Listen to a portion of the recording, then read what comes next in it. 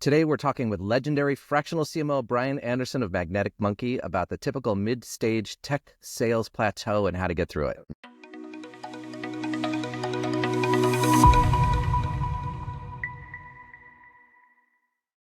Welcome to Beyond SaaS, Brian. Before we jump in, have you got a fun golden nugget for today? Sure. As a marketer, for me, the biggest golden nugget is to focus on your why and why now.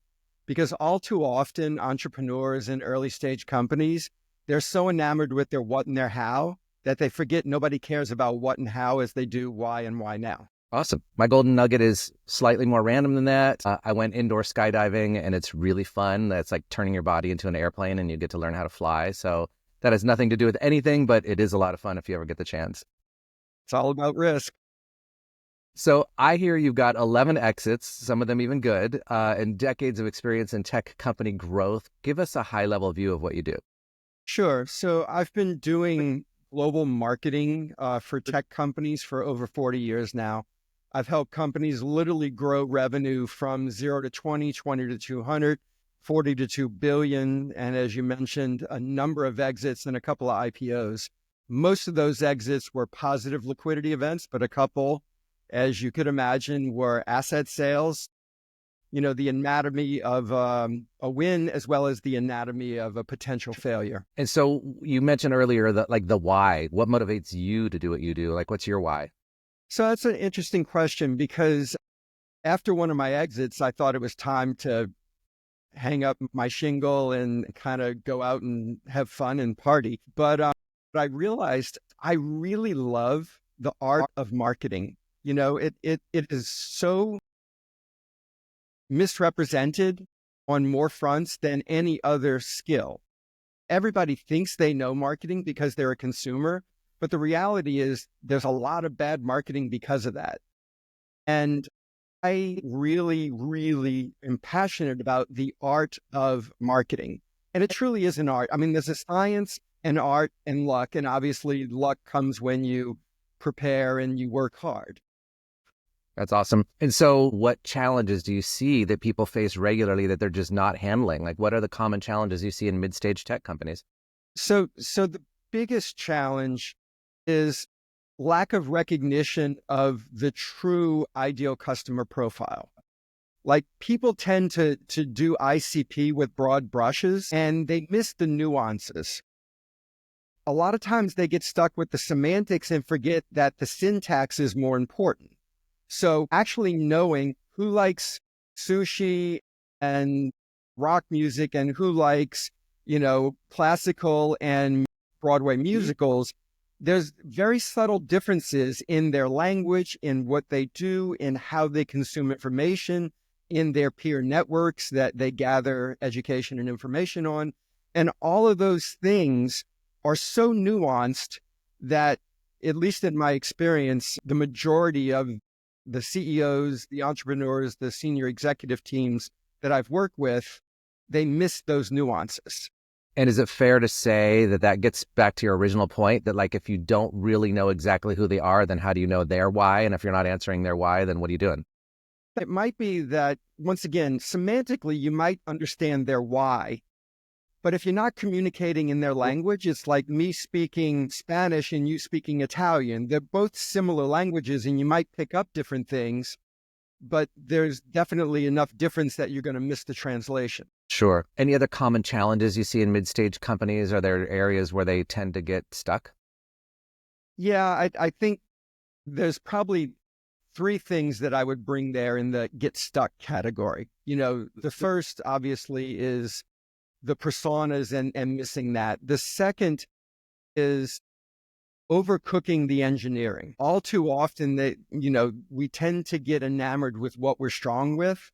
And we forget that people buy a vision and implement technology. So it doesn't have to be perfect if you've got a compelling vision and you're trustworthy. So, focusing too much on that can be a significant roadblock. And then the third element would have to do with, where to place the priorities. Once again, just because I built a better, if I build it, will they come kind of thing. doesn't mean that you've got the market. In fact, history has proven time and time again, the best products don't necessarily win. It's the best marketing and sales that does win. But that, once again, requires an understanding that you've got to be at the front of the window for when that window opens. Is it common that these tech companies are focusing way more on the product than on the marketing and sales end of it? Is that something you see regularly? Probably 90+% of the venture capital money and to some degree the private equity money that I've seen pass hands goes to technical founders who have built something cool. They've got a compelling idea. And to get from 0 to 3 million, a tech founder can actually do that. But all too often, they get so enamored with that they miss building that foundation that says, I actually have fire. Because between 0 and 3 million, what you're trying to prove to yourself and your investors and your customer base is that you actually have fire. And then once you've got that fire, it's about, can you scale it? And then once you scale it, it's like, can you really scale it on a different level, meaning multiple channels, global, et cetera. So you've come into, I don't know how many, 20 plus companies, I imagine, right? Where do they tend to be stuck in sales at that moment, and why aren't they getting that goal? I'm probably up into triple digits of companies now to some degree, low triple digits. But it depends on where you are revenue-wise. You know, between 0 and 3 is different between 3 and 10, is different between 10 and 20, is different between 20 and 100, is different between 100 and 250, 250 to 5 to $1 billion. There's natural plateaus and glass ceilings. You know, the 0 to 3, the different things there is, almost always it's you're spending too much time on what and how and not why and who. You know, between 3 and 10, it's usually, once again, not why and why now. You know, you might have, got to the who, but you're still missing the why and the why now. Between 10 and 20, then it becomes, how do I start developing the right partnerships and ecosystems, et cetera? And then going forward, every company is slightly different.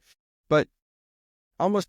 I was going to say, is that 10 to 20, is that a typically hard gap for them to bridge? Because it seems like you're doing different things at that point. So there is a natural glass ceiling that companies, and when I say 10 to 20, I'm talking ARR, because most of the companies in the last 10 plus years have been some type of software as a service or platform as a service, or, and all the valuations have been on that predictive revenue by pre-selling contracts over multiple years with some type of an out clause. Breaking past 10 million ARR is actually really, really hard, because what happens invariably is not only do you have to keep chasing new clients to improve the ARR, but you have to maintain the clients you have. And this is another metric that a lot of companies that not able to break that ARR boundary at 10 million usually are struggling with client retention. So, if you're starting to see a fall off rate in, anything north of 5%, it is like gasp worthy. Anything beyond 10 to 15%, and you're in trouble. It means that you have to work so much harder to fill that gap every time you lose clients. And as everybody knows, keeping a client is actually cheaper than trying to gain a new client. So if you take the 30,000 foot viewpoint, like the CEO, CMO viewpoint, what do they need to be doing differently at that stage or when they get there? Like what are some of the strategies they should be implementing and they're not, and that they end up bringing you in for? So I think there's going to be 3 things here. The first and foremost is to understand the nuances and the changing nuances of their target audience. I go back to that understanding of ICP, ideal customer profile. As time changes, as economy changes, as supply and demand changes, as competitors change, those nuances change. And I found very often that CEOs who've said, oh, I got here, from 0 to 9, I did these things. I just have to do it with more people. And what they missed the boat on is that, no, what got you to 9 or 10 is not going to get you to 20.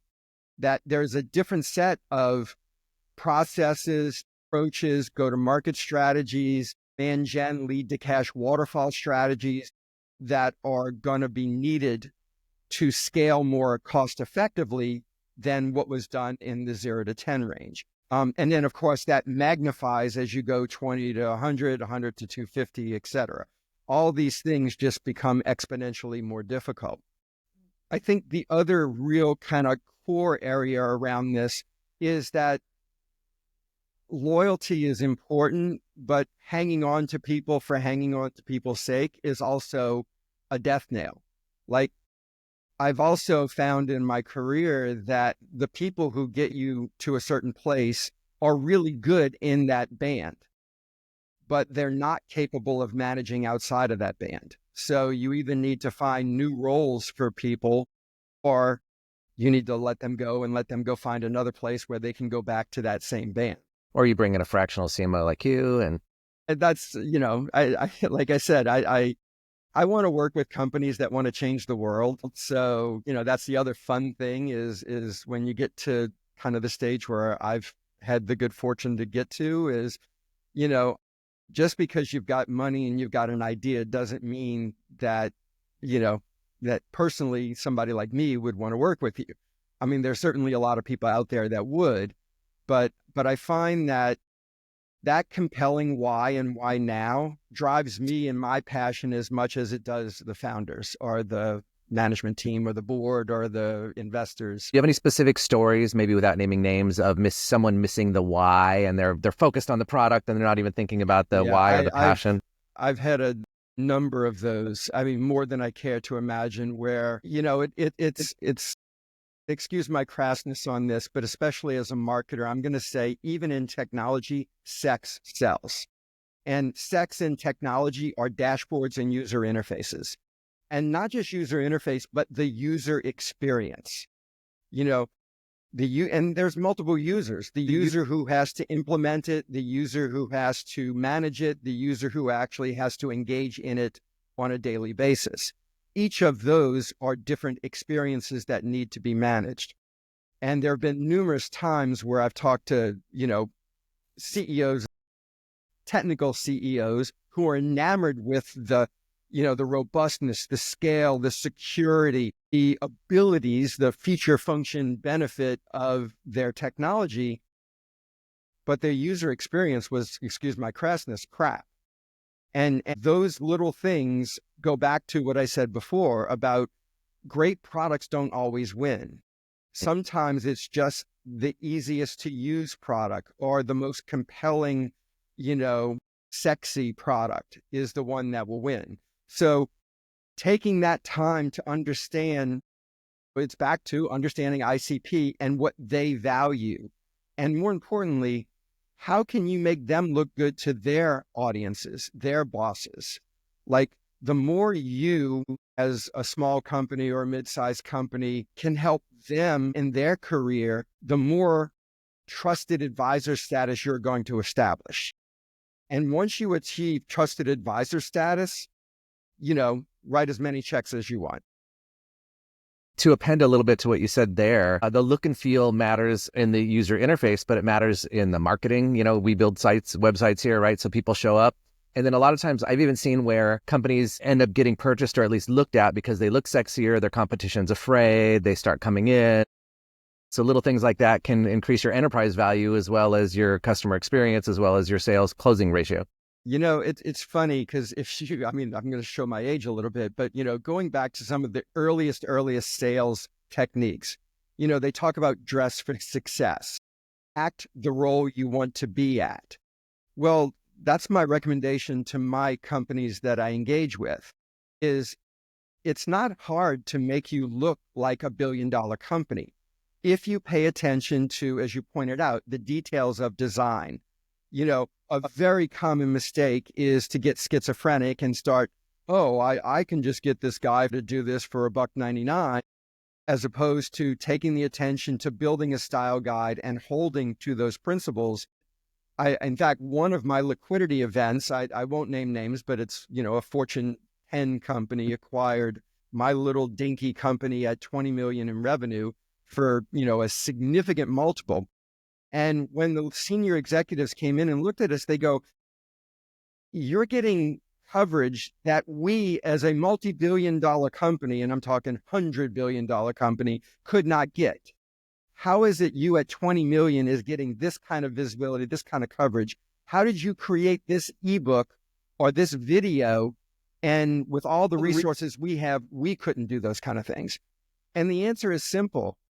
We're nimble, but we paid attention to the details. And that's what separates the great success from the mediocre success. Like, how do you get into that bidding war? That's another fun little thing. Like, another common CEO mistake is saying yes to everybody. Some of my best exits was me convincing my CEO to say no to a couple of big strategic partners and saying yes to a couple of others. And what that did was create this concept that I like to call love and lust. So a couple of partners love us, and then those that we said no to start lusting us.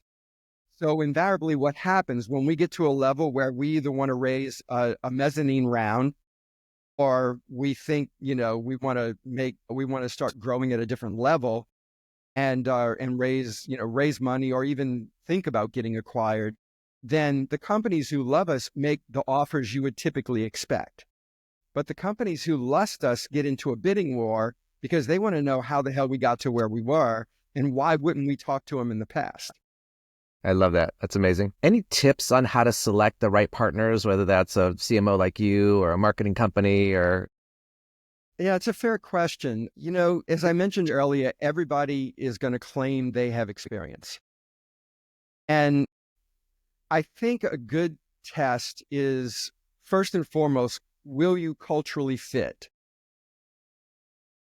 A statement I normally make when I talk to people is, if your need to be right is greater than your need to be successful, then I'm not the person for you.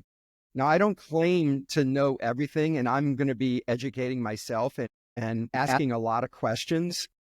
But if my experience says that the sky is blue and you think the sky is, I don't know, fluorescent purple today, in California, it might be, but I'm going to ask you questions on why you think that and create examples. But if you get to a point where you're like, no, this is the way it's got to be, then obviously I can't help at that stage. That's not a good cultural fit for me. So you need to look at what type of people and what type of partners and what type of resources that you're willing to create that trusted relationship. I think the most important thing, and I've said this a couple of times now, kind of embedded in my train of thought here, is it's all about developing trusted relationships and being willing to have debate and being willing to ask each other the hard questions. There have been numerous studies that when you put a bunch of like-minded people in a room, the project fails 100% of the time. And in fact, there are a number of great, industry leaders and consultants who have written books on this subject about the natural business tension of getting disparate thoughts into a room.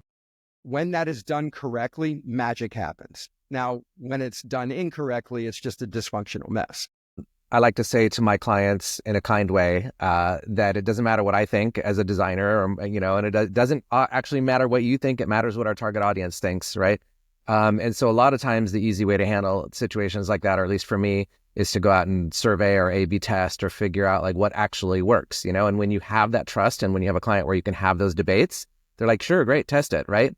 And, Yeah, it's funny, but I can give you a good and a bad story on that. I have had situations where a CEO would look at data and go, I don't believe the data. And look, if anybody's taken a stats class, you know that there's 1,000 different ways to make any stat look the way you want it to look. Yeah. But those stats then proved out correct, and that company wound up becoming an asset sale. Now, I can give you another example where somebody really held to their value and felt that they knew that they were ahead of where the market was. Like if you were to go in the early 1900s and say, what do you need? People would have said, a way to clean up horse poop faster, or a poopless horse. They wouldn't have asked for an automobile. because they don't know what to ask for. In this day and age of AI, it's also creating a lot of tension because, the art of the possible happens, but now you're bogged down with, model bias and, lack of education on how to create prompts, what the stories are behind those prompts, et cetera, et cetera. So speaking of AI, for mid-stage tech companies that are trying to grow here, what do you see like the trends or what's coming this year? I mean, there's so much chaos in the world right now. Is there one kind of thing that you see that they should be looking out for or planning for or ready to take advantage of? I guess I'm going to change it slightly. In every industry, at every point in time, there are going to be new circumstances, new tools, new phenomenon that you should constantly be evaluating. AI is the tool du jour. If I turn the clock back 5 years, it was BI. If I turn the clock back 5 years before that, it was CRM. If I turn the clock back 5 years before that, it was ERP. So there is always a new phenomenon that we should be evaluating, but we should also look at it as another tool in our toolbox. It is not the end all be all. It is not the solution to everything. Will it displace some roles? Absolutely. Will it enable other roles to do things that they couldn't do previously? Absolutely. But like any tool, if it is misused, it will hurt more than help. If it is ignored, then you will go the way of Kodak. For those of you who aren't familiar, but Kodak used to be the largest imaging company in the world, and they passed on digital because they didn't want to adopt this new digital technology because it was going to eat on their film business. Every company has to look at AI, Gen AI, machine learning, reinforcement learning, all these different principles as another tool in their toolbox. Do you think the moniker of an AI company will be the fad that everybody looks back on in 5 years and like everybody's an AI company? Who cares? Like, why are you labeling yourself that? I think it's already happened, to be blunt. I mean, AI as a term has been commoditized. Unfortunately, as with any new emerging massive potential change technology, it gets as much bad rap as good rap.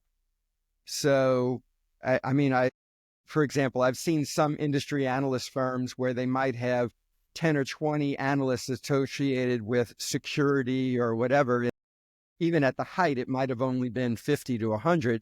Now they have hundreds of people dedicated to AI. They tend to swing these pendulums. And I think it's just a sign of the times. And a lot of that was because I said earlier, everybody thinks they're a marketer because they are a consumer.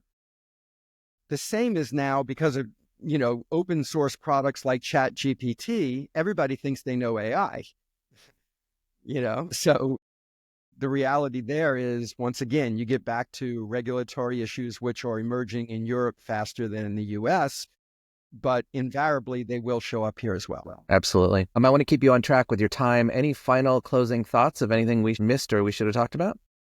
The only closing thought I would have is recognize that marketing is one part art, one part science, and one part luck. And that luck comes with experience. It comes with proper planning. It comes with execution. And in fact, on my website, my very first thing on my banner is a quote from Thomas Edison, which is vision without execution is hallucination. And going back to a question you asked earlier, one of the biggest challenges I've found in my career are too many people hallucinate and very few people actually do the hard work necessary for execution. It is better to try and fail and try and fail and try and fail. Like if I, pick on Edison, I learned 100 different ways not to build a light bulb, or whatever number of ways not to build the light bulb. That is the same with marketing. You need to understand the science of marketing. You need to understand the implications of the channel, but you also need to understand how to read the analytics, interpret the analytics, and make decisions based on those analytics. I love it. Amazing. You mentioned your website. Where can our audience find you or your services? My website is magneticmonkey.com or magneticmonkeymarketing.com, and you can get me that way. Awesome. Brian, thank you for being on Beyond SaaS. This was fantastic. If you, the audience out there, are a leader in a mid-stage tech company looking to grow, please give us some feedback or questions or comments, like and subscribe. And until next time, this is Beyond SaaS. Thanks, Brian. Thank you. Cheers.